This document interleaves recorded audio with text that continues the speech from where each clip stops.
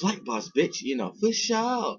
You're not listening to the Mind of an Terry Moon, Flight Boss, the Archangel Uriel, and Dolo here to carry out God duties and motherfucking responsibilities. And right now, we're going to talk about how to deal with freezer burns and headaches. Now, like I said, off the bat, language and words and shit fuck things up to make you think something is the problem that is really not.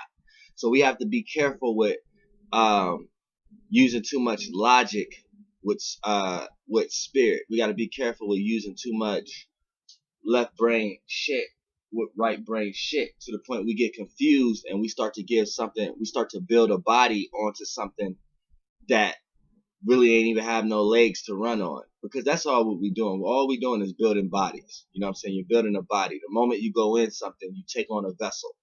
You see what I'm saying? And you've been going in shit to get out of shit. I want everybody to even look at the movie Look Who's Talking, and all you got to do is watch the intros and Look Who's Talking Too, and that describes everything. You know what I'm saying? You got the sperm who can lead by direction, and leading by direction, you need to find out something. So to find your way out of something, you have to go in something, in a form. Everybody trying to find a form to go into. So information is a nation of forms that's brought together. So when you go in that form to gain information, you have to figure out something. You have to go in something to find your way out of something. So when you look at the movie Look Who's Talking, the sperm cells, the one that find the egg, goes in it and is able to come out of what it was in. But as the vessel, it just went in. So it took that body, that vessel, and came out as the vessel it was in to be able to see the mother that birthed it. You see what I'm saying? Now, when you want to talk about I want to talk about light too before we talk about the because when we talk about brain freeze, it's not necessarily dealing with your brain. It's dealing with your eyes. You see what I'm saying? It's dealing with your eyes. Yep. But it's dealing with your eyes. You see what I'm saying? But let's talk about the eyes first, because there's another misconception that's going on. People think that people that can see got sight, and people that's blind is blind. No, it's the other way around. People who have sight is blind. So the better sight you have, the more blind you is. People who don't have sight, the more that they can't. Because this is what's actually going on. Everything is within itself. So there's the big portion and the light portion. The small portion.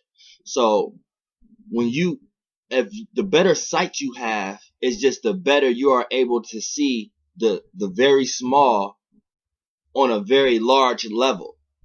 You see what I'm saying? You're seeing the within on a without from a very large level. So say a cell, a blood cell, gave off a certain spectrum light. And the vessel you in is everything is as above, so below, within, so without. So the better sight you see, when you look up, it's like you looking at a bigger version of that. But the better sight you have is that you're able to receive, because when you looking, you're not looking out. You're just receiving an illusion. That's what a light is. Light is an illusion, a perception.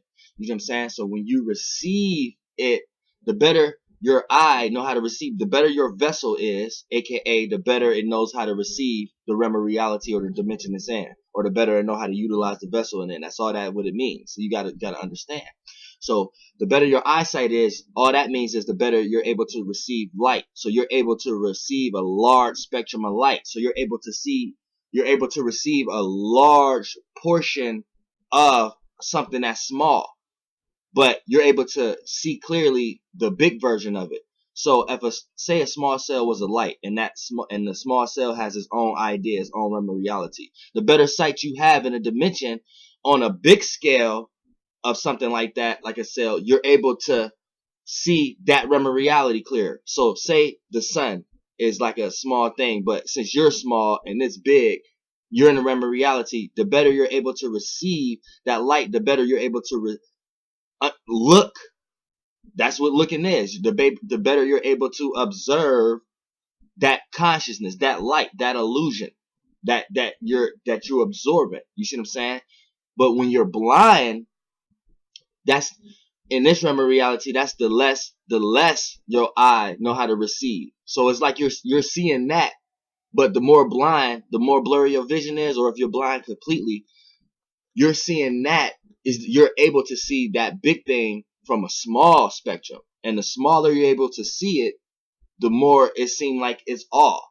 That's why when you're the more blind you is, you think it's being blurry, but it's not. It's just everything smearing together. You don't have the clear vision to sharply distinguish things, to sharply divide things.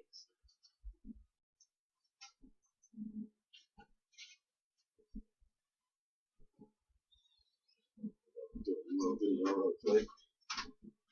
But you might gotta shit. I'll take me a couple seconds. Yeah, yeah, it's hard for you to decipher things in this realm. Decipher, shit, you kind of in it in this one. I don't know if you're in this shit.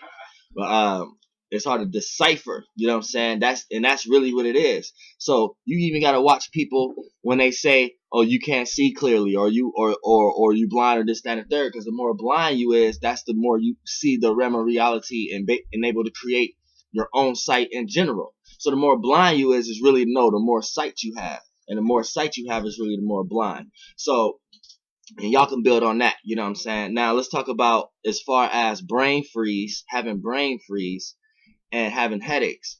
Now, we know it's not dealing with your brain. We know your brain is technically connected to your eyes. And this is so we know it's always going to be based upon what you're constantly receiving. So what you're consciously aware of don't even always have to deal with your eyes. But a lot of times when you receive a lot and you've seen a lot, you're going to be consciously aware of a lot. So you may see a lot of problems in the world, see a lot of shit that may even stress you out. So even when you're not looking, if you put a lot of stress on your consciousness awareness, that'll cause headaches.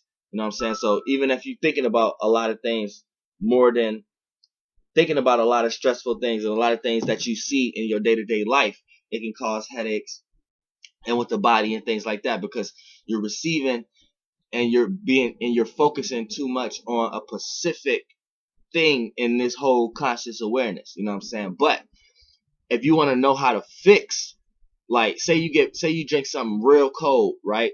And you get brain freeze. You got people saying put your tongue on the top of the roof of your mouth and all that, and it ain't got nothing to do with that. What you need to do is put your hands over your eyeballs. Try to warm up your eyeballs. Whatever you can do to warm up your eyeballs real fast. You know what I'm saying? Whenever you got brain freeze, your brain freeze will go right away.